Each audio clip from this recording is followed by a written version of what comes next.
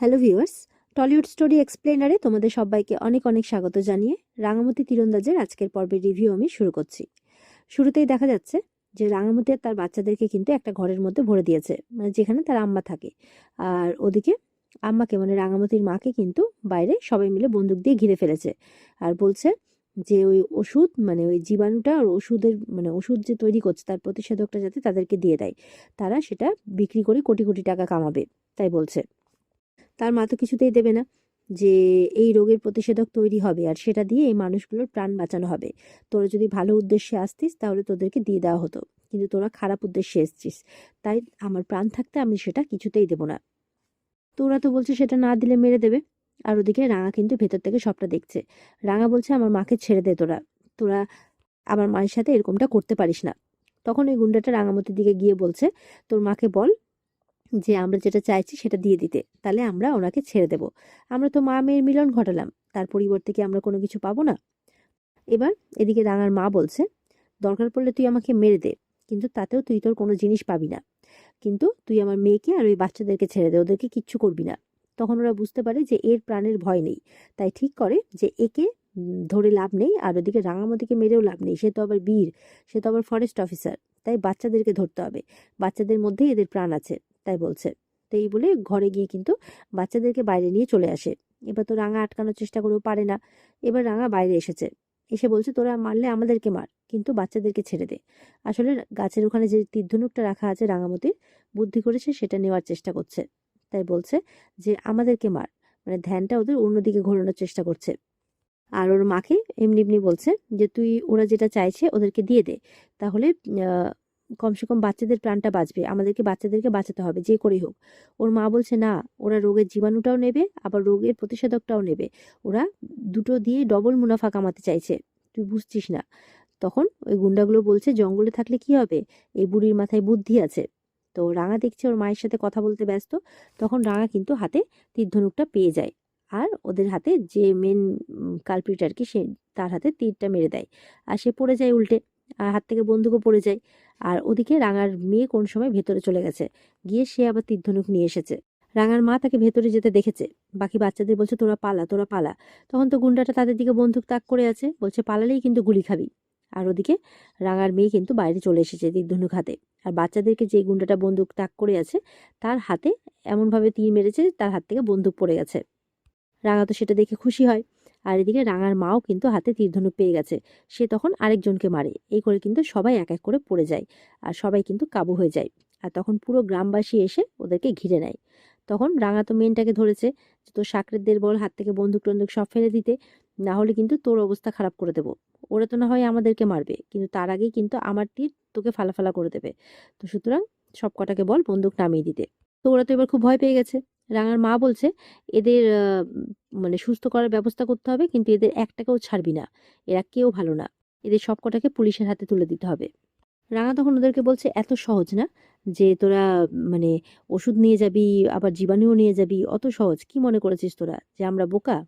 এরপর গ্রামবাসীরা কিন্তু প্রত্যেকটাকে নিয়ে চলে যায়। এদিকে রাঙা এবার ওর মাকে বলছে যে আমাদের কাজ এখানে শেষ হলো, আমাদেরকে এবার যে ফিরতে হবে, তবে তুই তো আমাদেরকে বললি না যে আমাদেরকে কেন ছেড়ে চলে গেছিলি, আর এইখানেই বা তুই কি করে পৌঁছলি? বলে বলবো রে মা, সব বলবো।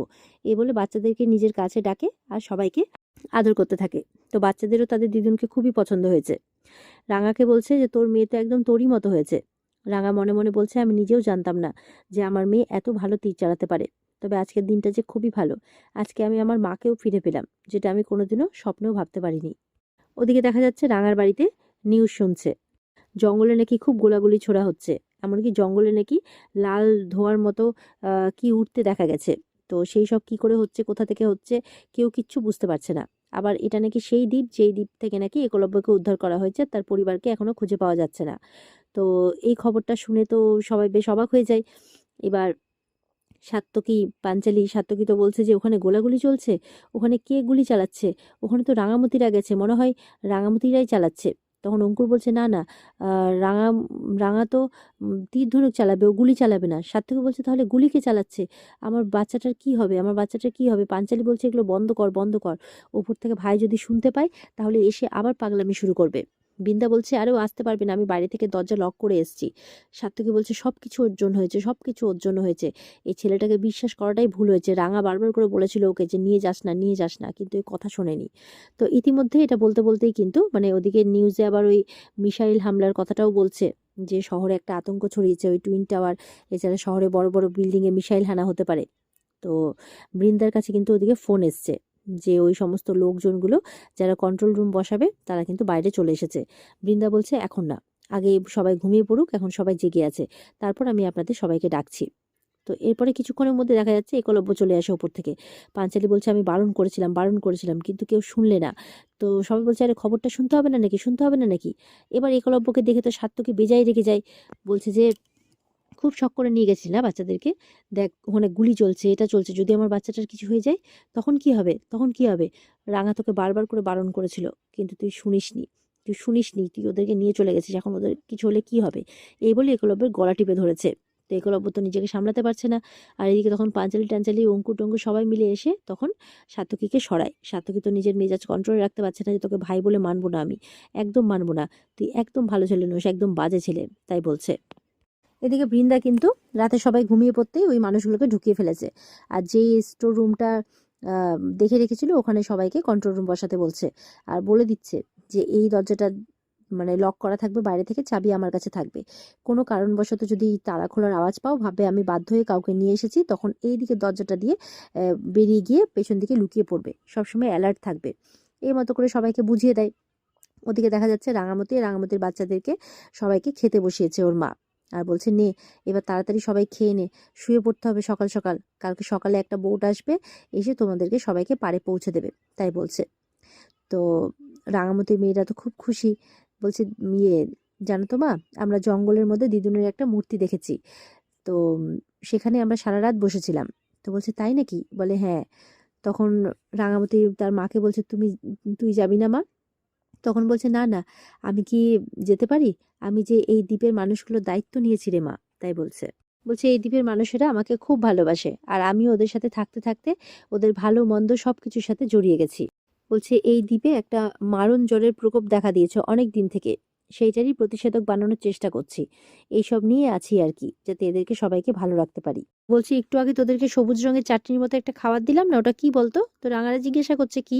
তো বলছে যে ওটা এক রকমের প্রতিষেধক, মানে যদি এই দ্বীপে থাকার জন্য মানুষদের সংস্পর্শে হয়তো যদি সেই জ্বর হয়েও যায়, তাহলে সেটার প্রকোপে সেটা কোনো খারাপ কিছু ফল দেখাবে না তোদের শরীরে, ওটা নর্মাল একটু জ্বর হয়ে কমে যাবে, মানে কোনো খারাপ প্রতিক্রিয়া দেখাবে না, তাই বলছে। তো রাঙা বলছে এইসব কিছু তুই কি করে জানলি, বাবা তো কখনো এই সমস্ত কিছুর কথা বলেনি। সে বাবা তো বলেছিল, তখন ওর মা বলছে যে আমি দুর্ঘটনায় মারা গেছি, তাই তো। আসলে বলছে যে গাড়ির ধাক্কায় পাহাড় থেকে পড়ে গিয়ে জ্ঞান হারিয়েছিলাম, অনেক বছর ধরে আমার কোনো কিচ্ছু মনে ছিল না, তবে দুজন দূত এসে আমাকে বাঁচিয়েছিল। বলছে দুজন দূত, বলে হ্যাঁ। যখন মনে পড়লো আমার সব কথা, তখন আমি কুসুমদারির থেকে অনেক দূরে, এই গ্রামে, এই দ্বীপে। তাই রাঙারা জিজ্ঞাসা করছে যে এই দ্বীপে কি করে এলো, তখন সেই দুজন দূতের কথা বলছে। তো তারা কি জিজ্ঞাসা করলে, বলছে ডাক্তার নীলকান্ত সামন্ত আর তার স্ত্রী, তারা দুজন এখানে এসে গবেষণা করছিল, এই মানে রোগটার প্রতিষেধক বানানোর চেষ্টা করছিল, রোগটা নিয়ে গবেষণা করছিল আর কি, যে ওরাই আমাকে সেবা শুশ্রূষা করে তোলে আর আমাকে ভালো করে তোলে, আর এই দ্বীপেই আমার সেবা শুশ্রূষা হয় আর কি। তো দীর্ঘদিন আমি এদের সাথেই থাকি, ওদের যে ছেলে ছিল সে তো আমার কাছেই থাকতো, আমাকেই মা বলে জানতো, তাই বলছে। তো জিজ্ঞাসা করছে রাঙা এবার যে ওরা কোথায় গেল। তো বলছে যে শহর থেকে কিছু খারাপ লোক আসে, এসে ওদেরকে নিয়ে চলে যায়, তারপর ওরা কোথায় আছে কি অবস্থায় আছে কেউ কিচ্ছু জানে না, এইভাবে বলছে। তো রাঙা তখন জিজ্ঞাসা করছে আর ওনার স্ত্রী, তখন বলছে ওনার স্ত্রী কিন্তু হাল ছাড়েনি, তাও কিন্তু সবার জন্য লড়ে গেছে, একা গবেষণা চালিয়ে গেছে, কিন্তু একদিন এই জঙ্গলে বাঘের পেটে চলে যেতে হয়, তাই বলছে। তখন রাঙার মেয়ে বলছে এই জঙ্গলে বাঘ আছে মা, আমরা আওয়াজ শুনতে পেয়েছি। তখন বলছে ও তাই, ঠিক আছে তোমরা খেয়ে নাও তাড়াতাড়ি করে, তাই বলছে। ওর মাকে বলছে তোর যখন সব মনে পড়েই গেছিল তাহলে তুই মানে আমাদের কাছে যাসনি কেন। বলছে গেছিলাম আমি কুসুমদারিতে। বলে তুই গেছিলি, তাহলে আমাদের বলিসনি কেন। তখন বলছে যে ওখানে গিয়ে আমি জানতে পারি যে তোর বাবা মারা গেছে আর তোর একটা ভালো ঘরে বিয়ে হয়েছে। তো আমি এটাও জানতে পেরেছিলাম যে তুই ভালো আছিস, অনেক সুখে আছিস। রাঙা বলছে ওখানে তো সবাই আমার শ্বশুরবাড়ির ঠিকানা চেনে, তাহলে তুই যাসনি কেন? বলছে যাইনি রে মা, আসলে ভাবলাম যে এত বছর পর তুই আমাকে চিনতে পারবি কিনা, আর তোর শ্বশুরবাড়ির লোক আমাকে উম, মেনে নেবে কিনা, এইভাবে দেখে পছন্দ হবে কিনা। তো বলছে আমার শ্বশুরবাড়ির লোক খুব ভালো, তুই যেতিস দেখতিস কত আদর যত্ন করতো। বলছে আমি আর যাইনি রে মা, আর কোনো খোঁজ খবরও করিনি। আসলে ওই যে ওই ডাক্তারের বউ আর তাদের মানে ছেলে যে মারা যায়, তো সেই শখ পেয়েই কিন্তু রাঙামতির মায়ের সমস্ত স্মৃতিটা ফিরে আসে। তো সব গল্প করছে আস্তে আস্তে। বলছে এই দ্বীপে থাকতে থাকতে এই দ্বীপের মানুষগুলোর উপরে যে বড্ড মায়া পড়ে গেছে, তাই ওদেরকে ছেড়ে যেতে পারিনি। বলছে ওই ডাক্তার ওরা চলে যাওয়ার পর ওদের ফেলে রাখা কাজটা শেষ করবে কে, তাই তো আমি দায়িত্ব নিয়েছি। বলছে এখানকার মানুষরা শহরে যায় ব্যবসা করতে, কাজকর্ম করতে, ওদের কাছ থেকে যাতে শহরের মানুষদের অসুখটা না ছড়ায় তার জন্যই চেষ্টা করছি।